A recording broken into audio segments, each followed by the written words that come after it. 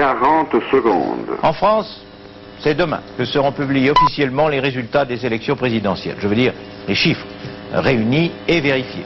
Le Conseil constitutionnel fera une déclaration à 11 heures et précisera à cette occasion la date officielle de la passation des pouvoirs entre Valéry Giscard d'Estaing et François Mitterrand. Vous savez qu'il y a deux dates possibles, le 19, qui était la date de l'élection de Valéry Giscard d'Estaing, et le 24, qui était la date de la proclamation des résultats. Pour sa part, le président sortant souhaite, il vient de l'écrire officiellement à François Mitterrand, il souhaite que l'on retienne la date du 19 mai. Le Conseil constitutionnel tranchera. Quelle que soit cette date, TF1 retransmettra en direct la cérémonie de passation des pouvoirs. En attendant, le président élu s'est rendu aujourd'hui devant les comités de soutien qui l'ont aidé dans sa campagne et jusqu'à sa victoire. Alain Rodier. 20 heures, 11 minutes, 40 secondes. Oui, François Mitterrand s'est rendu en fin d'après-midi dans un grand hôtel parisien pour rencontrer tous ceux qui ont apporté leur concours pendant la campagne.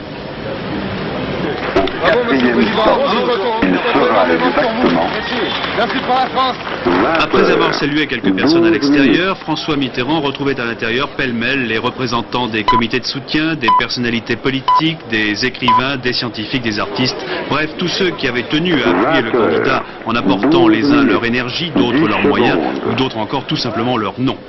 Retrouvant pour quelques instants l'atmosphère et les espoirs de la campagne, l'ex-compagnon devenu président avait tenu à les remercier un à un. Je trouverai de nouvelles raisons d'énergie et de foi dans l'action qui m'attend, d'autant plus que ce n'est ni un bonjour ni un au revoir. Nous sommes appelés les uns les autres à mener notre chemin autant qu'il le faudra. Au niveau qui est le mien, c'est-à-dire de la responsabilité du pays, mais je ne la confisque pas à moi seul. Cette responsabilité, elle est partagée par les citoyens, citoyennes, citoyens, celles et ceux qui veulent participer à l'édification de ce qui n'est pas une expérience, mais de ce qui s'appellera, je l'espère, l'histoire de France. Demain, François Mitterrand se rendra dans la Nièvre, à Nevers tout d'abord, puis à Château-Chinon pour le repos du week-end.